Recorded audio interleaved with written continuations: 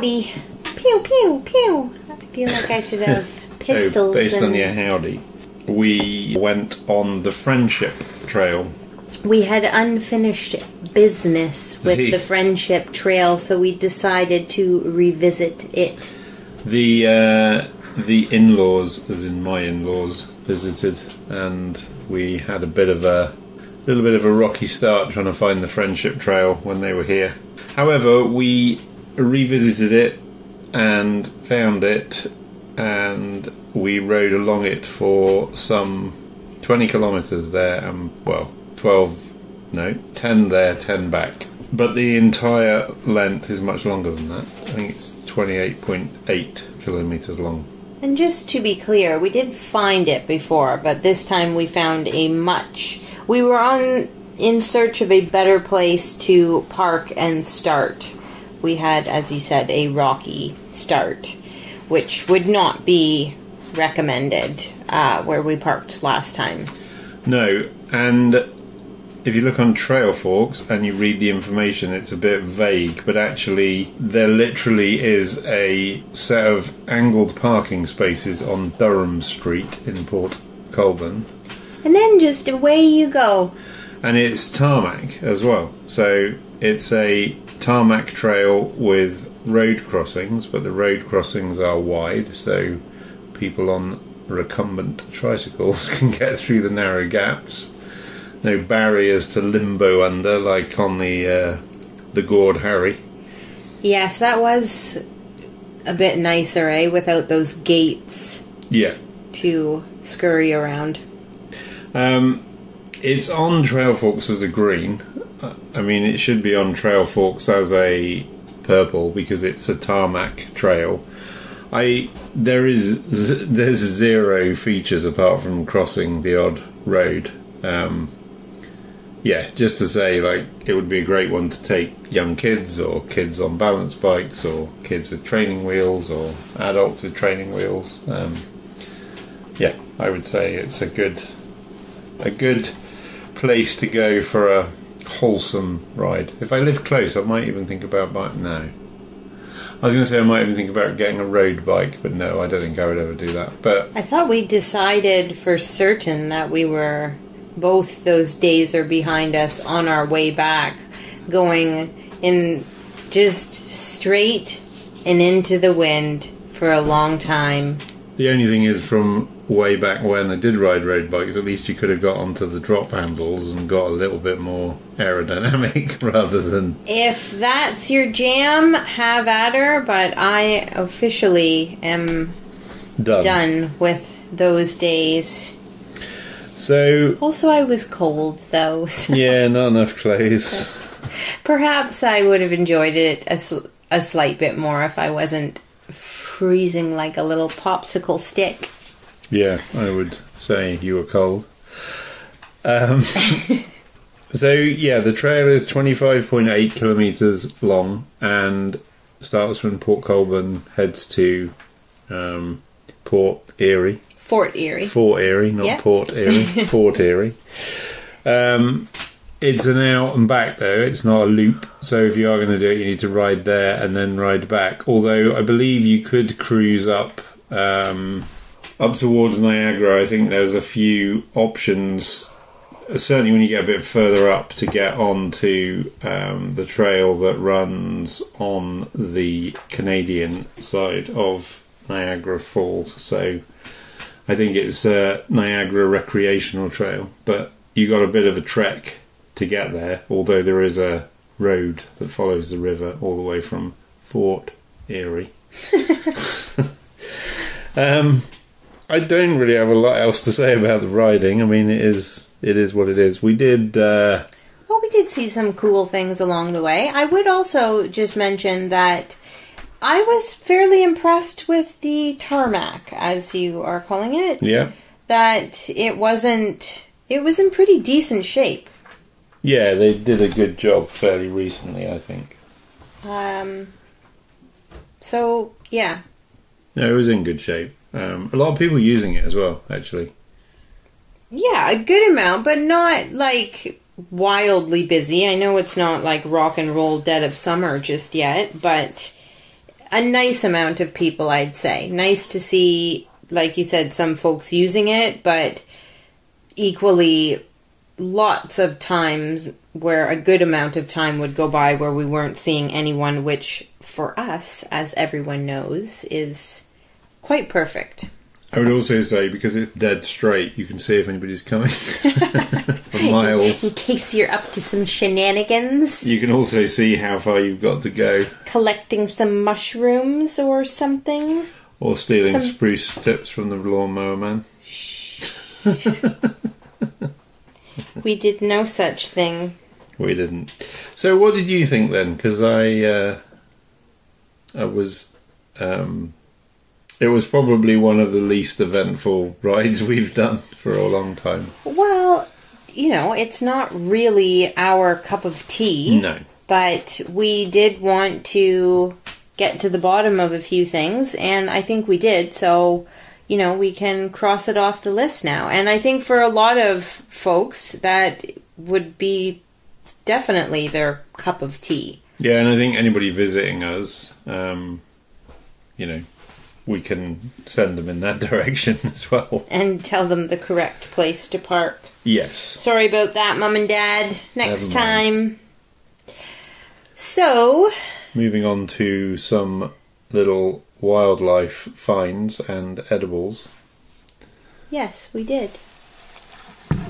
Well, we saw a lot of birds. We did. You spotted the fact that the American goldfinches are back and hanging around. They are. 3 of them almost hit me. It's because it was so windy they couldn't control themselves. I think they were just so excited to see me. Yeah. Yes. That's what I'm going to tell myself anyways. Yeah. So was the turkey vulture. He seemed quite keen to see you as well. I didn't. He spooked me a little. It reminded me of another time years ago on a hike where it might have been the first time I had ever seen turkey vultures or really knew what they were, and I was by myself and they were flying pretty low and they looked rather enormous and prehistoric, and I really thought one was going to dive bomb me and eat me as a snack. They live on carrion, right? So they're looking for dead things. So they go really, really high on the thermals, and they've got really good eyesight, so they can spot roadkill generally from miles up there. Well, I felt like he spotted me. I don't think he thought you were roadkill. I think he was bedazzled by my red bike lying on its side. He was like, "What's that? I want one of those." Well, anyway, I think they're very cool, but they also can scare me a little bit. They're just looking for turkeys like Will. Lots of cardinals, though. They're my friends. I like seeing them. They Yeah. make me quite happy. Such a great colour. Yeah, it's... I was thinking when we were riding along and I kept seeing him, I thought, obviously I'm from England, and I know what the wildlife is in England. And I was thinking, well, if you got on a boat from England to here before you knew what a cardinal was, having never been here before, there's nothing that red in England, like there literally isn't. And I could just imagine people being like shocked by that bright red colour, because it is quite stunning. And Hold up. There's no cardinals in England? no cardinals in England. What's wrong with you guys? We have lots of other things, but no cardinals. And we have goldfinches, but they're very different. They got a red head and they look very different. But And this is not the first time that you're telling me that a bird with same name or same species looks very different over there to here. so if you're feeling adventurous, Google English robin and then look at your Canadian robin, and then you'll see why I was confused for some time when people kept saying that's a robin, and I was thinking, no, it isn't. Liars. And chickadees here are, I think, like coal tits in England. So anyway, just if you're into Googling things for fun, the robin one is particularly interesting. I can't get over the fact that you guys don't have cardinals. No, we do not. You poor things. So, what else did you discover? Well, we were sort of on the hunt for morels. I mean, always. Still had no luck down there, but and a few spots too that I thought looked very promising. And so no luck on that front. However, we did see plenty of pheasant backs. They are out in full swing at the minute. And I did also wonder if it could have potential for chicken of the woods. Right, maybe. Anyway, definitely somewhere to keep your eyes peeled for fungi. And heaps of raspberry bushes. I will look forward to picking a few of those. Yes. That chicken of the woods we found last year was on a disused railway line, as a side note. Indeed it was. They do seem to be an interesting environment for mushrooms. It was a promising environment for mushrooms. Many different spots with that sort of a little bit almost boggy, marshy, swampy, some bushy areas with some nice... They mow it though, don't they, every now and then, close to the edge by the look of it, because of the grass cuttings. That could be a bit annoying for the morels. But I mean getting back in there. No, I realise that. In the swampy zones. We'll have to ride in our wellies next time. Wellingtons and mosquito suit for this kid. So the one thing that we did do some collecting of along the way, and a good little amount. They take a while to pick. And blow the husks off. Yes. We collected a good amount of spruce tips. So I don't know if I've ever shared any information or facts about spruce tips before, but I'm going to today. So, what I'm referring to are the bright green tips that emerge on conifers this time of year, that being springtime. And we think, well, spruce or conifers are cool because they're all edible, except for the yews. Don't be confusing them with the yews.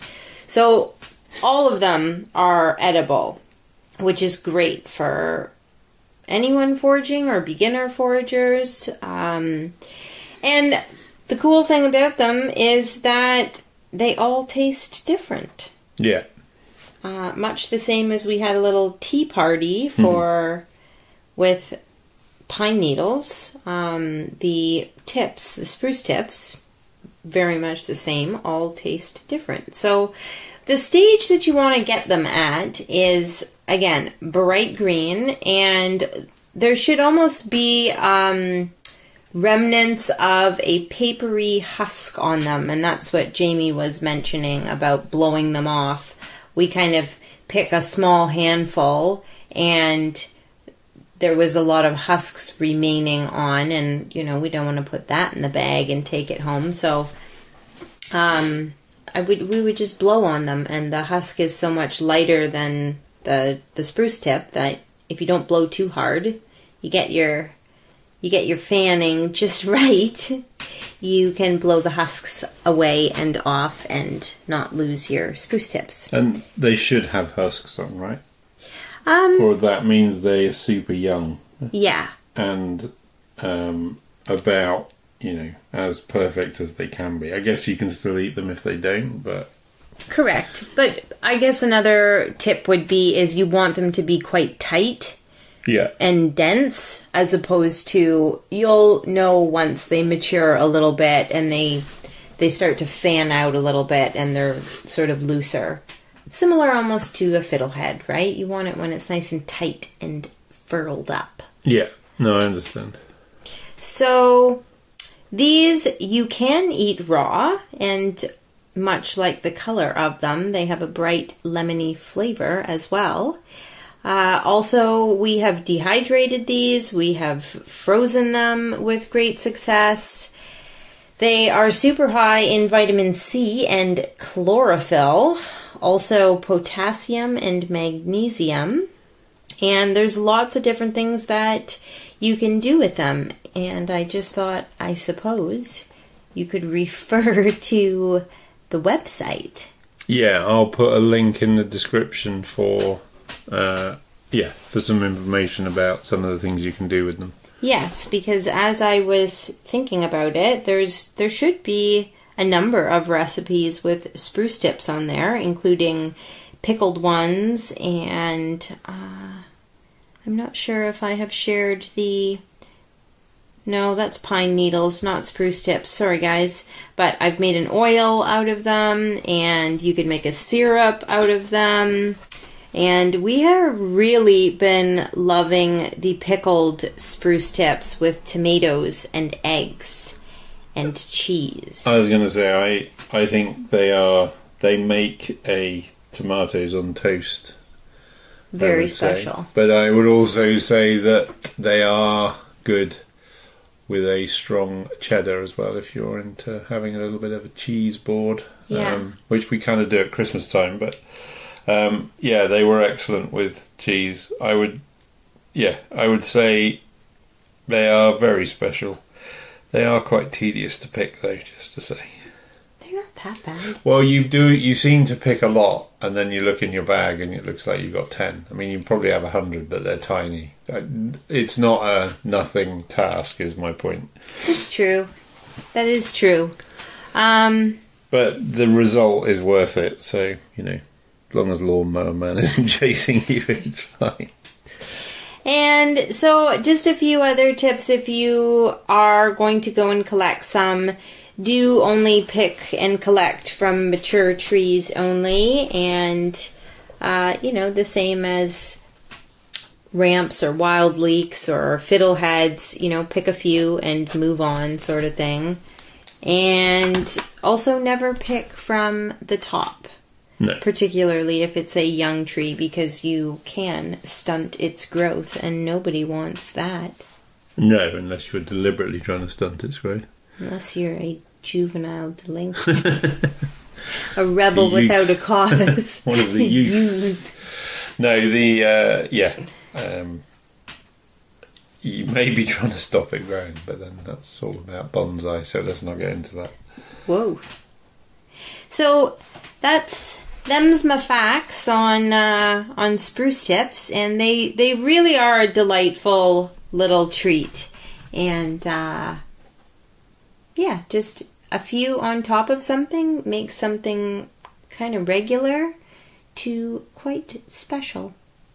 Oh, and I got definitely another recipe coming soon for these spruce tips, so stay tuned. And you had an interesting walk at lunchtime today in the city? I did.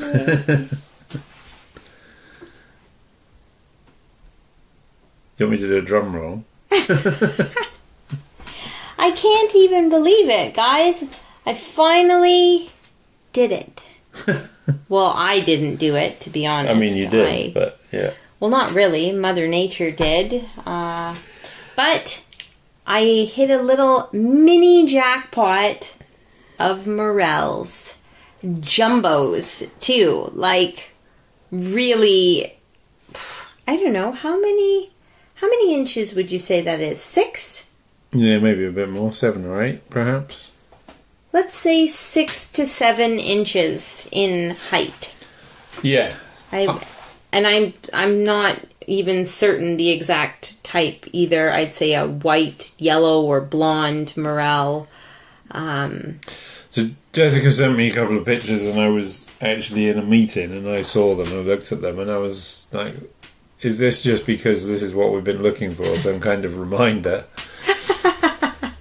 So I ignored it, because I'm like, well, what can I do about that right now? Sat indoors. And I thought you were less than enthusiastic about it. And then it took me a while, and I'm like, oh, that's one of our blue plastic bags. And then I kind of put it together. Then I still wasn't 100% sure, because I didn't think that's where they would be. I mean, I was in the middle of a meeting, so I figured was that you fairly were busy. in a different mindset at that point to be like thinking about that. But yeah, it took me a while to then put all the bits together and figure out that they were actually ones you'd found and not just you reminding me that we were looking for them.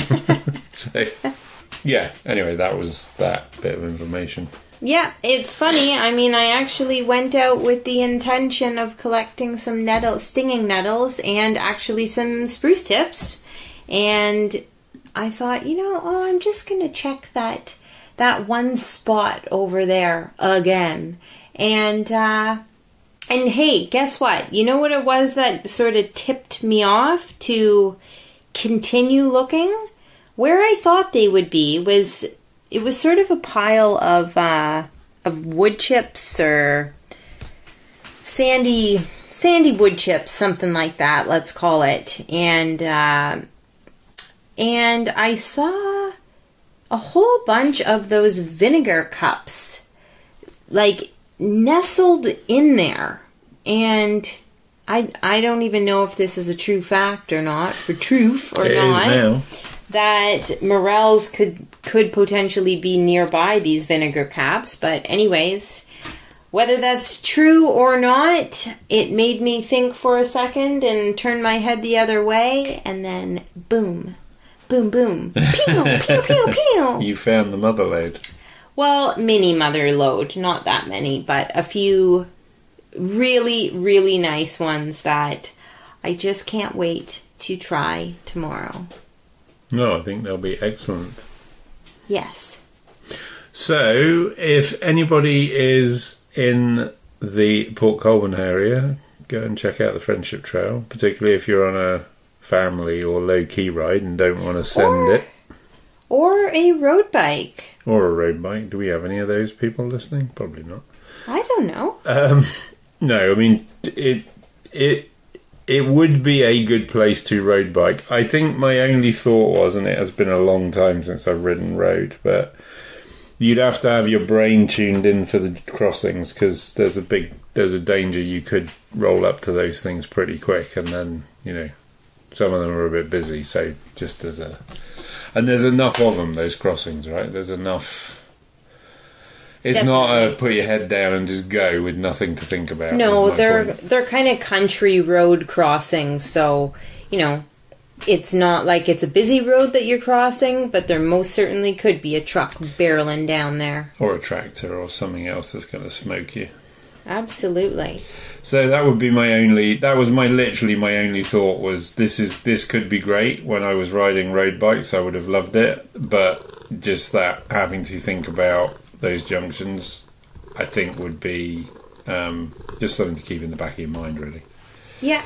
Well, I would like to try it again or do the whole thing when it's a little bit warmer and another month, like you just never know what other edibles we might spot along the way. Yeah. Do you think that there is potential for some delicious snacks? I think we might do it on the old cruiser bikes as well, rather than the fat tyres, to be honest, don't you? I'd be into that. I think that would be a better modus of transport, to be honest. So giddy up. Pedalling those big fat tyres on tarmac is a bit soulless, really. Well, there's just one thing left to say. Get lost!